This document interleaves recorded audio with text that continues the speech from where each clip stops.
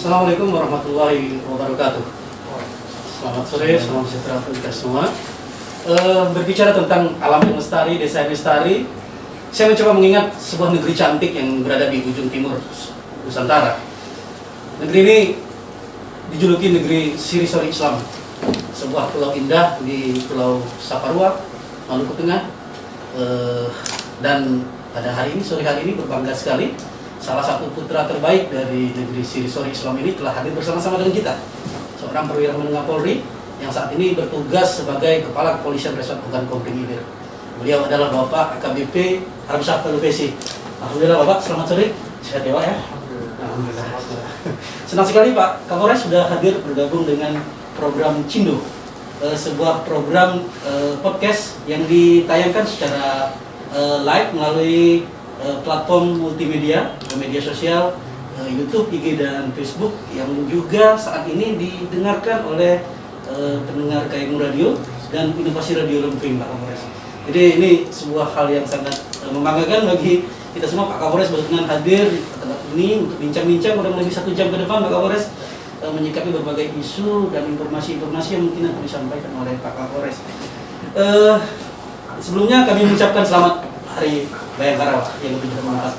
Ya, dengan mengusung tema Kamtibmas Kondusif, masyarakat semakin produktif. Ini masyarakat Kabupaten Ogan Komering Ilir, jajaran pemerintah Kabupaten Ogan Komering Ilir mengucapkan selamat Hari Bayangkara, selamat buat Pak Kapolres dan jajaran. Semoga sesuai harapan Pak Bupati, Polri semakin ada di hati rakyat Pak Kapolres.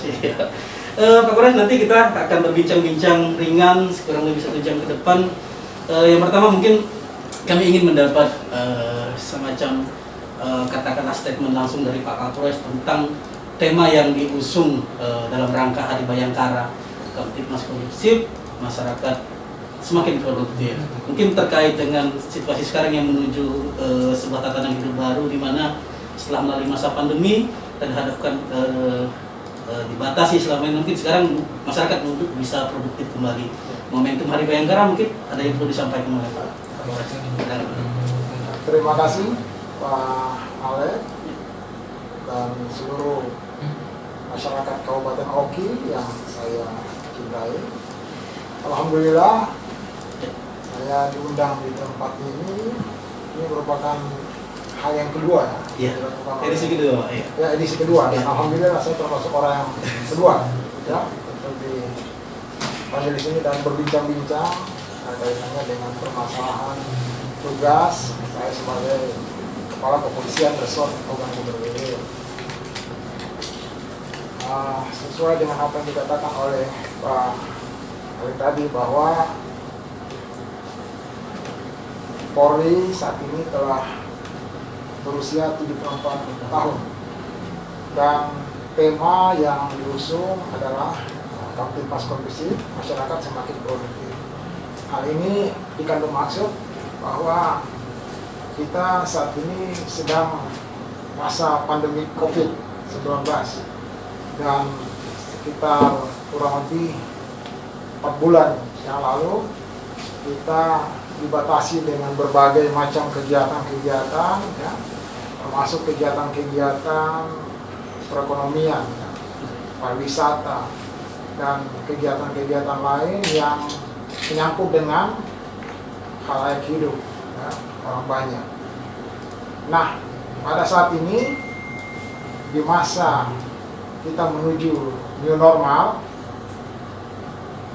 maka kita berharap bahwa masyarakat ini bisa kembali ya, kembali seperti sedia kala melaksanakan aktivitas-aktivitasnya ya, baik di bidang perekonomian, bidang pariwisata, ketenaga kerjaan, termasuk di perkebunan, ya, perkebunan, kemudian kalau ada pertambangan di sini ya, ini semua mulai berlomba-lomba kembali untuk berproduksi kembali dan kita berharap dengan kegiatan-kegiatan yang dilaksanakan oleh masyarakat setelah atau pasca dibukanya ya, kegiatan-kegiatan yang tadinya dibatasi, nah ini bisa meningkatkan produktivitas daripada masyarakat itu sendiri. Kami dari kepolisian dalam hal ini bagaimana mengkondisikan situasi masyarakat ini yang bisa kondusif, ya, sehingga kegiatan-kegiatan masyarakat yang akan meningkat ini bisa berjalan dengan lancar. Nah, namun ya ini harus perlu kita pahami juga bahwa di masa kita menuju new normal ini kita harus tetap berpedoman kepada protokol kesehatan COVID-19. Memang yang tadinya kita bisa melaksanakan kegiatan-kegiatan, ya, tanpa menggunakan masker misalnya, ya. Kemudian kita tanpa menjaga jarak, ya. Kemudian kita juga mungkin jarang mencuci tangan, ya. Kemudian menggunakan hand sanitizer dan sebagainya. Nah, saat ini ketika kita menuju new normal itu harus kita laksanakan dan kita jadikan sebagai hal rutin dan hal kewajiban yang harus kita terapkan di masa ini. Oleh karena itu, ya, harapan kita masyarakat bisa melaksanakan protokol COVID ini, jangan sampai ada hambatan-hambatan yang terjadi. Ketika ada hambatan yang terjadi, otomatis pasti akan berpengaruh kepada situasi nanti, Mas. Ya, nanti pasti itu otomatis akan berimbas kepada produktivitas masyarakat tadi itu. Oleh karena itu, pada kesempatan ini Polri mengusung tema Kamtibmas Kondusif, masyarakat semakin produktif. Iya, Kapolres. Jadi memang produktivitas masyarakat sekarang memang sepertinya memang harus mulai berproduksi lagi gitu kan. Namun tetap ada hal yang harus kita tetap jaga, artinya protokol kesehatan tetap harus jalan. Baik Pak Kapolres, salah satu program di waktu masa pandemi yang diinisiasi oleh Polda Sumsel saat itu mendapat apresiasi oleh pemerintah pusat. Kita kenal dengan Kampung Tangkal Covid. Ini merupakan sebuah inisiasi Polda Sumsel yang memang sangat baik sekali gitu, dan bukan hanya saja diperuntukkan untuk COVID saja, tapi sekarang sudah bergeser ke arah kampung siaga karhutlah dan sebagainya. Mungkin Pak Kapolres juga bisa menjelaskan tentang kampung tangkal COVID ini pada masyarakat secara umum. Mungkin banyak juga yang masih belum paham. Terus harapan terhadap masyarakat itu sendiri terhadap program kampung tangkal COVID ini seperti apa yang diinginkan oleh Polri terhadap masyarakat bisa. Jadi alhamdulillah ya, program yang diinisiasi oleh Bapak Kapolda Sumsel yaitu Kampung Tangkal COVID-19 ya, ini mendapat apresiasi dari Bapak Presiden dan juga Bapak Kapolri. Dan ini menjadi program unggulan yang dilakukan oleh Polda Sumsel. Ini ada, kalau di Indonesia ada 3 ya. Kemarin diapresiasi. Yang pertama dari Jawa Timur, kemudian dari Jawa Tengah dan dari Sumatera Selatan. Jadi kita harus patut berbangga. Ya, dua-duanya dari Jawa. Di luar Jawa cuma Sumatera Selatan. Jadi ya, ini perlu kita sebetulnya berbangga sebagai anak Sumatera Selatan. Ya. Dasar atau latar belakang dibuat Kampung Tangkal ini yaitu keinginan daripada Polri untuk bagaimana membuat satu kampung itu bisa menangkal berbagai macam ancaman. Yang paling utama adalah kaitannya dengan COVID-19 pada saat itu. Jadi satu kampung itu di situ dia harus punya kekuatan, punya imun yang kuat, ya. Baik di bidang ketahanan pangan, ya. Kemudian bagaimana kegiatan belajar mengajar kepada anak-anak, ya. Termasuk yang terpenting adalah itu punya posko COVID yang akan melakukan pengecekan terhadap orang-orang yang keluar masuk di kampung tersebut. Nah, di samping itu sekarang udah ditambah lagi ya, Ya. adanya tim untuk pencegahan karhutla, ya, pencegahan karhutla. Ini kedepannya juga nanti akan bertambah lagi sesuai dengan perkembangan yang ada di masyarakat. Misalnya nanti ada juga tangkal begal, ya, tangkal narkoba, ya, bisa juga nanti tanggal tipsani dan sebagainya. Ini nanti kita menyesuaikan dengan kondisi kampung tersebut. Ya. Nah, oleh karena itu kampung tangkal ini dibuat itu untuk mengantisipasi adanya Gangguan kamtipmas menjadi ya, intinya gangguan kamtipmas, tapi kemarin difokuskan kepada COVID. COVID. Jadi jangan sampai ada COVID yang masuk dari luar ke desa tersebut. Pun kalau ada, bagaimana cara menangkalnya, kan itu yang diinisiasi oleh Bapak Bupati. Memang luar biasa sekali Pak. Ya.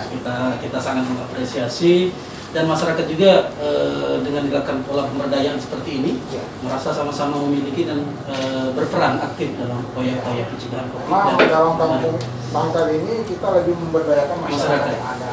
Dan ini kan bukan cuma polisi saja, Betul. semua instansi kesehatan, ya, dari pemerintah, dari Pol PP, kemudian TNI. Betul. Jadi semua dilebatkan menjadi satu untuk melakukan Langkah-langkah langkah-langkah kerjasama untuk menangkal jangan sampai COVID-19 masuk di satu tempat. dan sejauh ini sangat efektif sekali ya Pak. Alhamdulillah. Kita sudah mendapat apresiasi dari Bapak Presiden dan pemerintah pusat.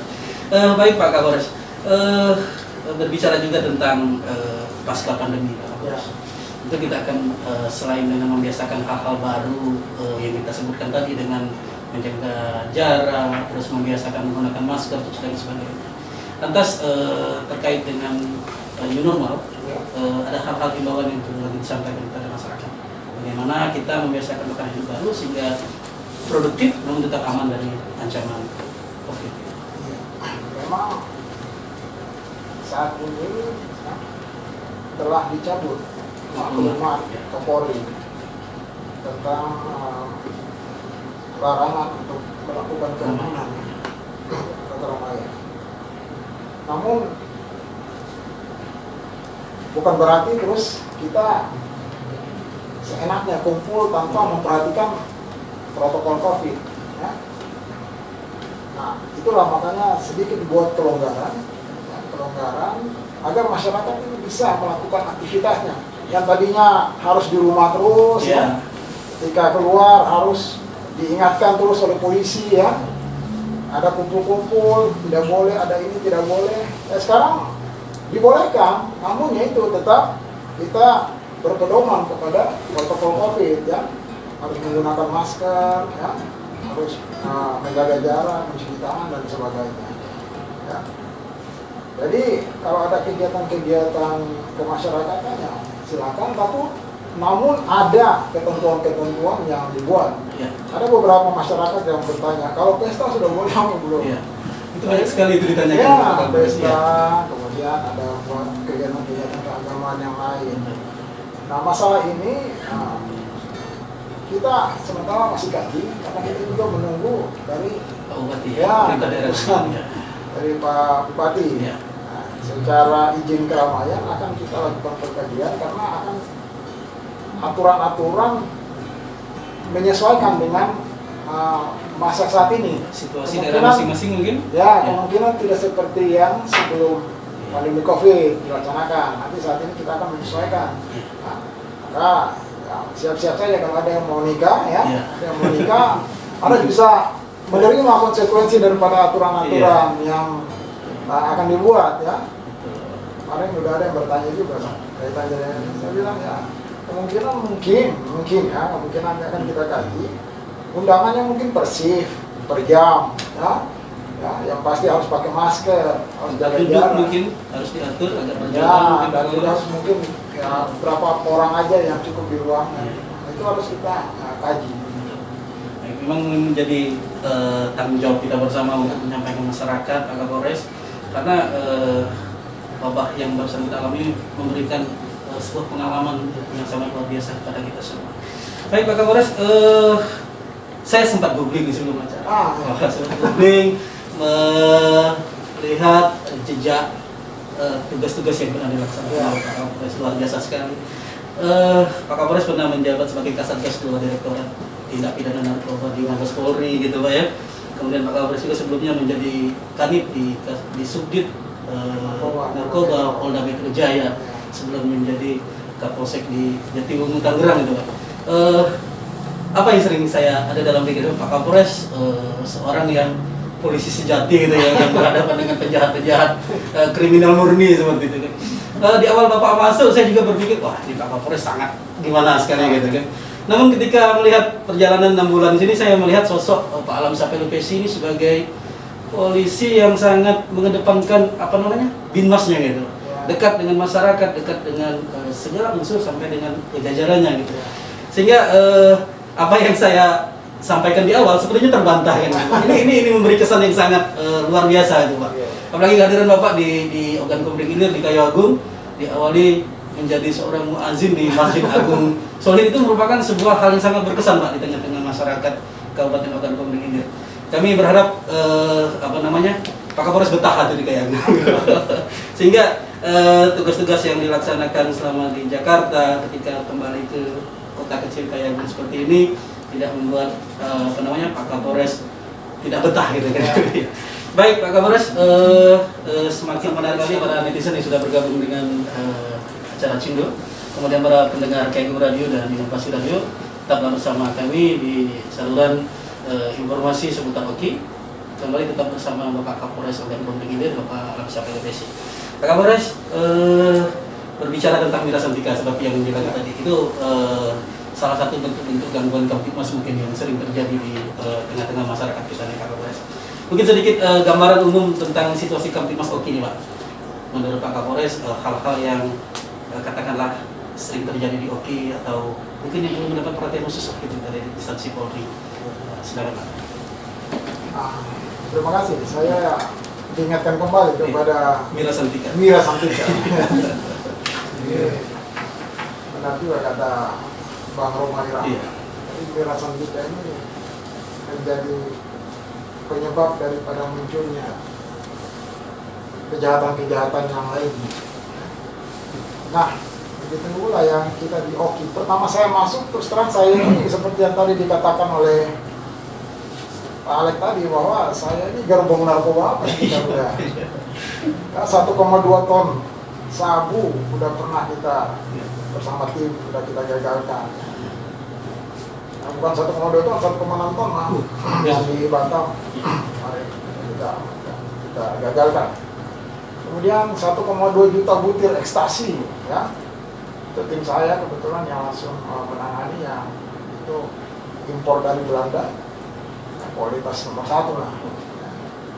Dan banyak yang sudah kita gagal, itu gerbong-gerbong narkoba internasional sudah kita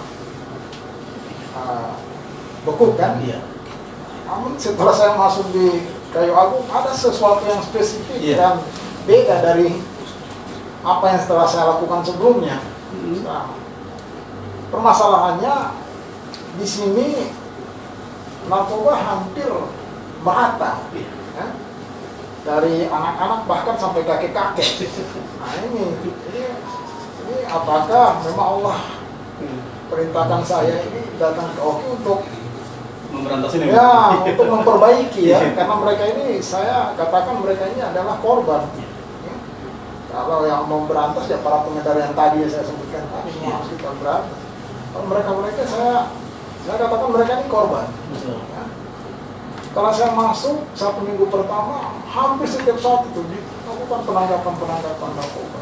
Dan mohon maaf saya sampaikan di sini bahwa yang buat agak sedikit berbeda dengan apa yang telah saya lakukan, dengan harganya, dengan uang yang cuma sekian 20.000 bahkan 15.000, 10.000 bisa digunakan narkoba. Nah ini sebenarnya sesuatu hal yang sangat bagi saya sangat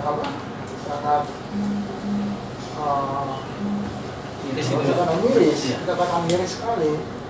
Bisa kalau di Jakarta biasanya yang gunakan narkoba ini biasanya kalangan menengah ke atas, mohon maaf saya sampaikan. Kalau di sini mohon maaf sampai ke kalangan mungkin untuk makannya saja dia tidak bisa untuk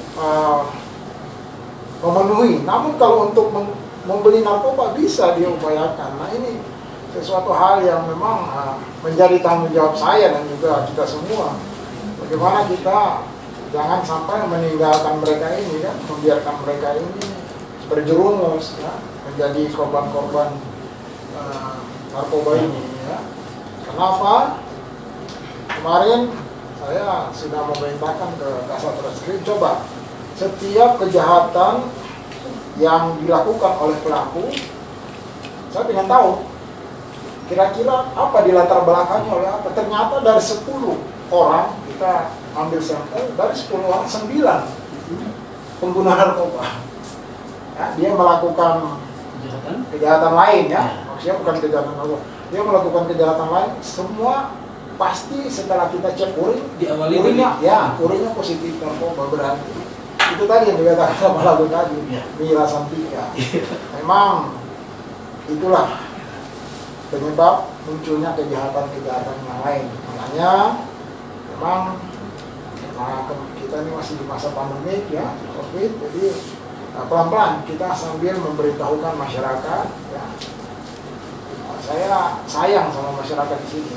Saya terus terang menjadi, saya kadang-kadang hari-hari merenung kira-kira dengan cara apa saya bisa memperbaiki masyarakat yang notabene sudah terjerumus ke narkoba ya, anak-anak bahkan sampai kakek-kakek.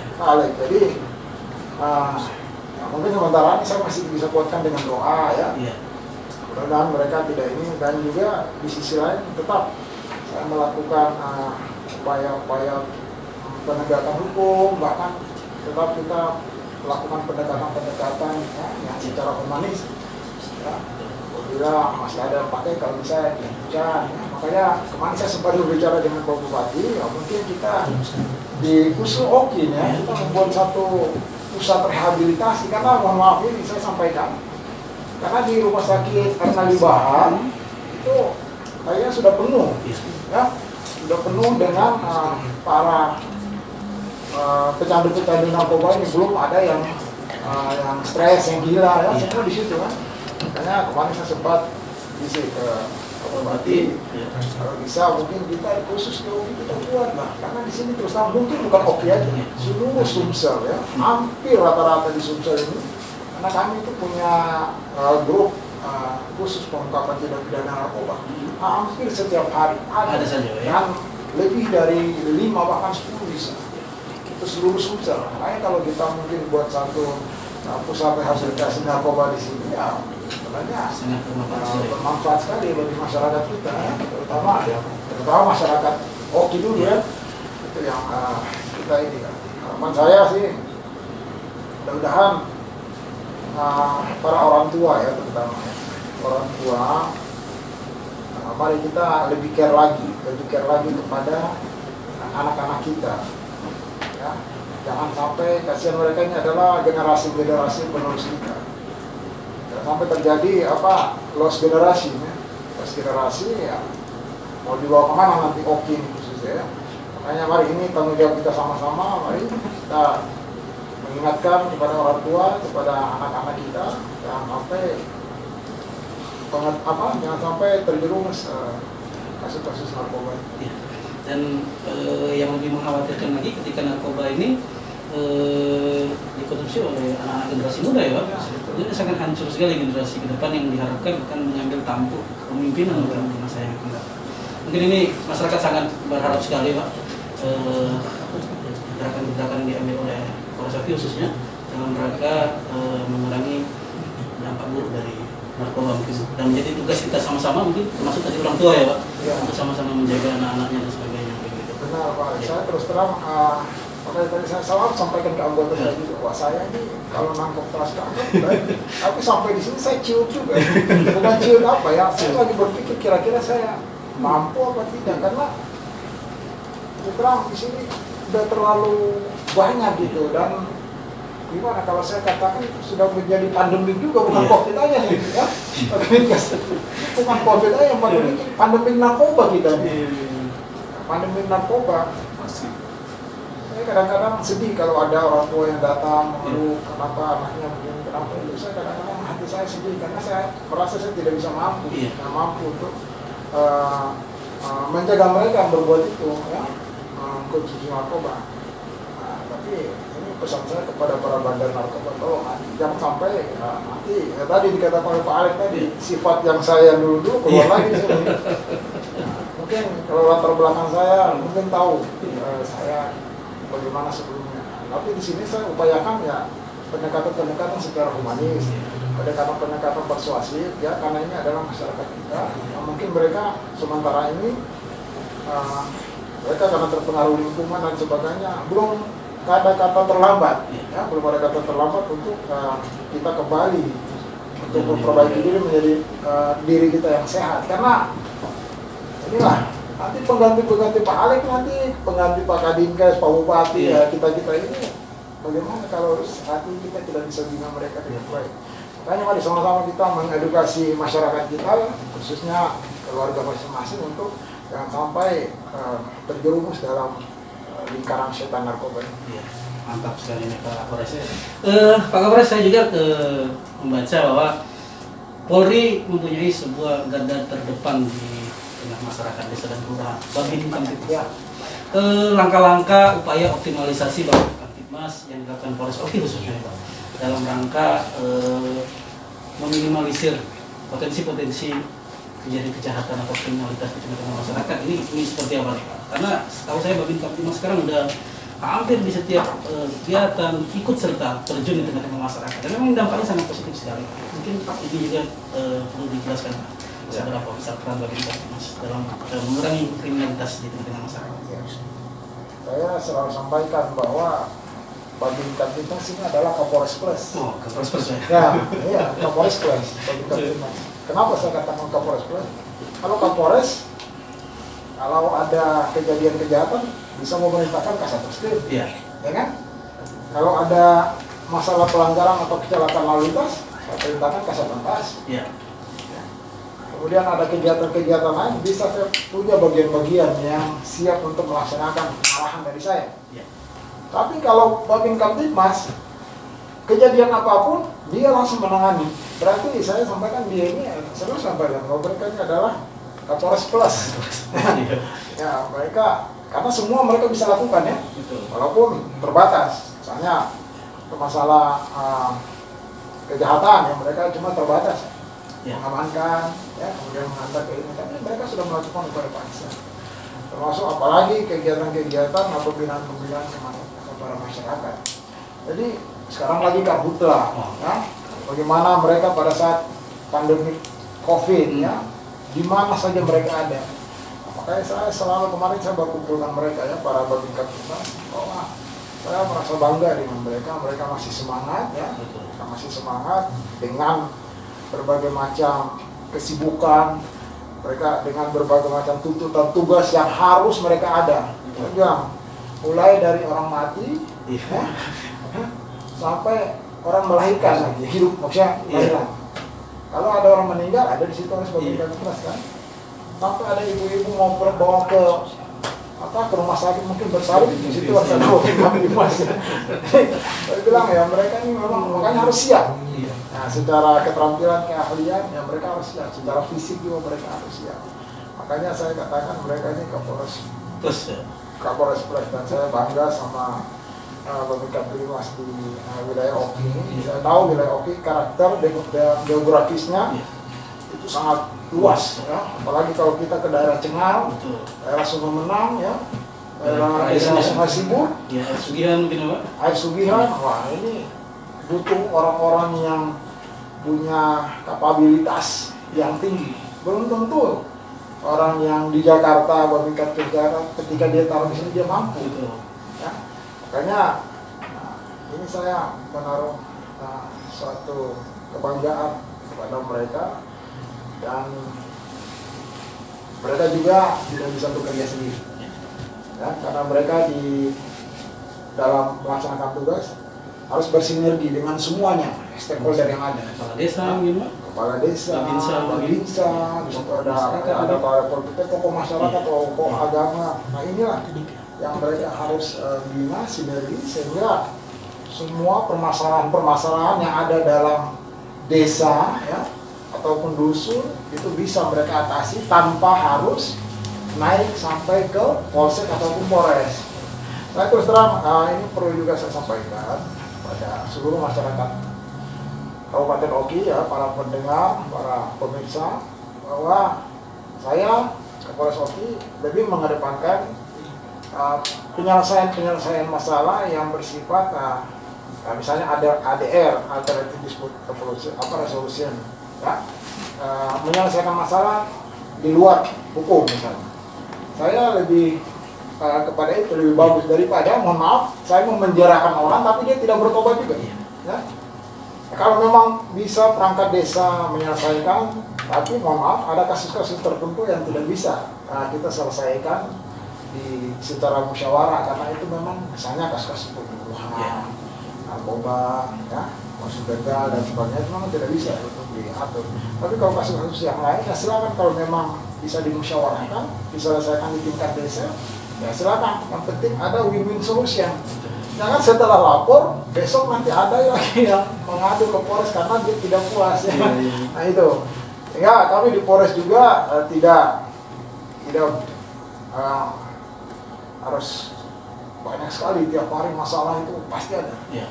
Kalau di tingkat bagi Kamtibmas tingkat desa sudah bisa diselesaikan, ya alhamdulillah berarti kita bisa memikirkan yang lain lagi dulu. Mungkin kearifan lokalnya yang kita munculkan. Ya, bisa kearifan lokal. Salah satu kecamatan mungkin sudah jadi rahasia umum buat kita. Kalau kita buka di Google ya tentang mohon maaf saya sampaikan mohon maaf. Nah ini mungkin ini ulah oknum. Ketika kita buka di Google Tulung Selapan, pasti beberapa hal yang menonjol adalah masalah tipsani ya, barang itu. Termasuk mohon maaf juga saya sampaikan ini kepada para wanita ya, generasi milenial. Ini kalau secara agama sudah pasti dilarang ya, harus pakai jilbab ya, bagi yang muslim itu wajib bagi perempuan. Nah, apalagi marau seperti tahun-tahun sebelumnya. Dan kalau kita refleksi ke tahun 2019 yang lalu, Oki ini sangat terkenal ya, sangat terkenal. Ini dari cerita memang saya belum di sini tapi ceritanya memang sangat terkenal. 90,4 Ayo Agung Radio.